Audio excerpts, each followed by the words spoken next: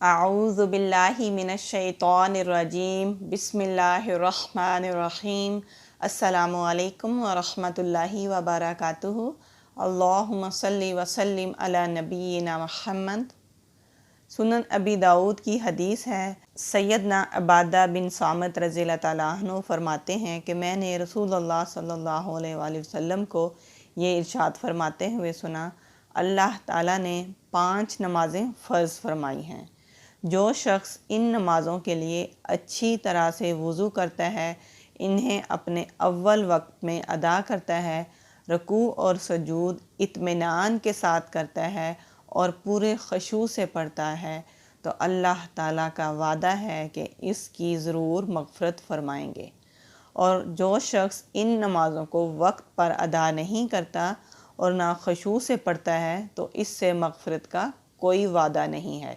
اب ہمیں کیا کرنا ہے؟ ہمیں یہ کرنا ہے کہ نماز کے لیے ہم نے اچھی طرح سے وضو کرنا ہے، پھر نمازوں کو کوشش کرنی ہے کہ ہم اول وقت میں ادا کریں، اور پھر نمازوں کو پورے خشوع اور خضوع کے ساتھ ادا کریں، جس طرح نبی صلی اللہ علیہ وآلہ وسلم نے فرمایا کہ نمازوں کو خشوع کے ساتھ ادا کریں۔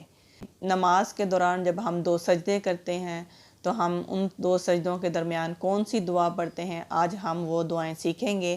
ابن ماجہ کی روایت ہے، حدیث کا مفہوم ہے، آپ صلی اللہ علیہ وآلہ وسلم 2 سجدوں کے درمیان اتنا ہی بیٹھتے جتنا سجدہ لمبا کرتے، اور یہ بہت ساری روایت ہمیں ملتی ہیں کہ نبی صلی اللہ علیہ وآلہ وسلم سجدہ کتنا زیادہ لمبا کیا کرتے تھے۔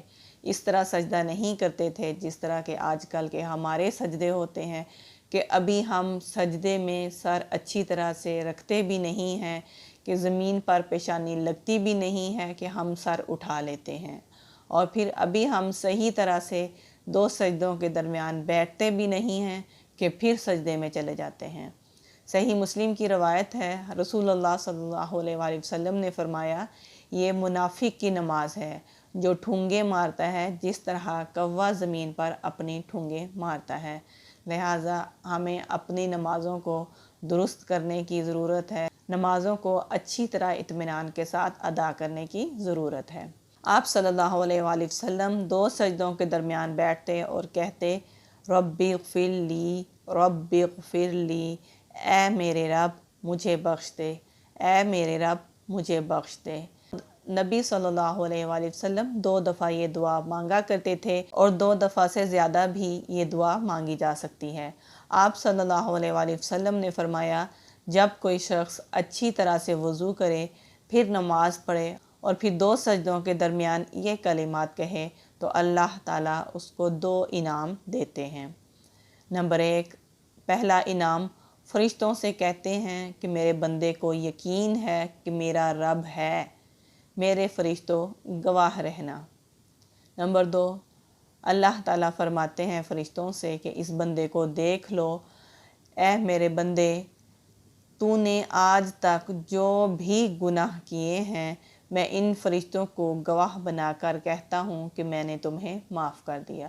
سبحان اللہ، کتنی زیادہ اہمیت ہے ان الفاظ کی، ان کلمات کی، کہ ان کلمات کو اگر ہم پورے خلوص کے ساتھ سمجھ کے اچھی طرح یقین کے ساتھ پڑھتے ہیں، تو اللہ تعالیٰ فرشتوں کو گواہ بنا کر یہ کہتے ہیں کہ اے فرشتوں گواہ رہنا، میں نے اپنے اس بندے کو معاف کر دیا۔ ایک اور حدیث ہے سنن ابی داؤد میں اور ترمذی کی 2 روایت میں یہ حدیث ملتی ہے۔ حدیث کا مفہوم ہے، آپ صلی اللہ علیہ وآلہ وسلم 2 سجدوں کے درمیان یہ دعا بھی مانگا کرتے تھے، اللہم اغفر لی وارحمنی وعافینی واہدینی وارزقنی واجبرنی وارفعنی۔ اے اللہ مجھے معاف فرما دے، مجھ پر رحم فرما، مجھے عافیت عطا فرما، مجھے رزق عطا فرما، میرے نقص کو دور فرما، اور مجھے بلندی عطا فرما۔ کتنی خوبصورت دعا ہے، کتنی جامع دعا ہے، جس میں ہم اللہ تعالیٰ سے معافی مانگتے ہیں، پھر ہم اللہ تعالیٰ سے کہتے ہیں کہ اللہ تعالیٰ ہم پر رحم فرما دے۔ عافیت کا مطلب ہے کہ ہر کام میں بھلائی ہو، خیر ہو، اور پھر ہم رزق کی دعا مانگتے ہیں اللہ تعالیٰ سے۔ رزق صرف کھانا پینا ہی نہیں ہوتا، جتنی بھی اللہ تعالیٰ نے ہمیں بے شمار نعمتیں دی ہیں، وہ تمام کی تمام نعمتیں رزق میں شامل ہیں۔ ہم اللہ تعالیٰ سے یہ دعا کرتے ہیں کہ اللہ تعالیٰ ہمارے نقص کو، یعنی کہ جو بھی ہمارے اندر خامیاں ہیں ان کو دور فرما دے، وہ صحت کی ہیں یا کوئی اور ہیں تو اللہ تعالیٰ ان کو دور فرما دے۔ پھر ہم اللہ تعالیٰ سے بلندی کا مقام مانگتے ہیں کہ اللہ تعالیٰ ہمیں بلندی عطا فرما دے۔ کتنی خوبصورت اور جامع ترین دعا ہے، تو اس دعا کو بھی یاد کر لیجئے۔ نبی صلی اللہ علیہ وآلہ وسلم یہ دعا بھی مانگا کرتے تھے، آپ یہ دعا بھی مانگ سکتے ہیں اور رب اغفر لی بھی مانگ سکتے ہیں۔ تو دونوں دعاؤں میں سے کوئی نہ کوئی دعا ضرور مانگا کیجئے، کیونکہ نبی صلی اللہ علیہ وآلہ وسلم نے فرمایا ہے کہ نماز کو اطمینان کے ساتھ ادا کیا کرو۔ صحیح بخاری کی روایت میں ہے، حدیث کا مفہوم ہے، آپ صلی اللہ علیہ وآلہ وسلم اس طرح اطمینان سے سجدہ کرتے، پھر سر اٹھاتے اور اطمینان سے بیٹھتے اور پھر اطمینان سے سجدہ کرتے، اور اتنے اطمینان سے سجدہ کرتے اور بیٹھتے تھے جسم کا ہر حصہ اپنی جگہ اطمینان کے ساتھ ٹھہر جاتا۔ یعنی کہ جب ہم نے نماز پڑھنی ہے تو اس طرح سے تسلی کے ساتھ، سکون کے ساتھ نماز پڑھنی ہے کہ ہمارا جسم کا ہر حصہ اپنی جگہ پر جب بھی اس حرکت میں جائیں تو وہ ٹھہر جائے۔ یعنی کہ اگر ہم سجدے میں جائیں تو جن اعضاء پر ہم سجدہ کر رہے ہیں وہ تمام اعضاء اپنی جگہ پر ٹھہر جائیں۔ اگر ہم سجدہ کر کے بیٹھتے ہیں تو تمام اعضاء، جن اعضاء پر ہم بیٹھے ہیں وہ اعضاء اچھی طرح سے ٹھہر جانے چاہیے، تو پھر ہم دوبارہ سجدے میں جائیں۔ اس طرح ہمیں تسلی کے ساتھ نبی صلی اللہ علیہ وآلہ وسلم نے اطمینان کے ساتھ نماز پڑھنے کا حکم دیا ہے۔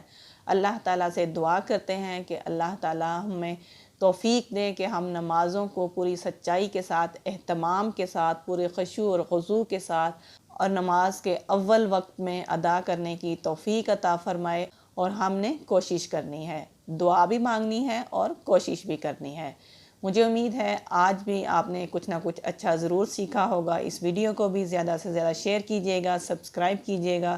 جزاک اللہ خیراً کثیرا وبارک اللہ فیکم۔ السلام علیکم ورحمۃ اللہ وبرکاتہ۔